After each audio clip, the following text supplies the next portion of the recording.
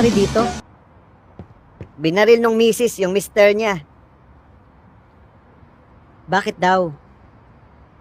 Nagmamap ng sahig yung misis eh. Tinapakan yung sahig na basa. Kaya yan, binaril. Hinuli niyo na ba yung misis? Hindi pa. Bakit hindi pa?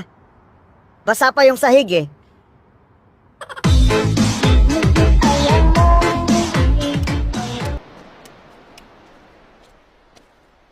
Magkano po isang kwek-kwek? 20 isang tusok. Pabili po ng isa. Pwede pong magtanong. Alin po dito ang 20 at alin po dito ang 100? Ito yung 20 at ito yung 100. Ito 100. Akin na po yung sukli ko.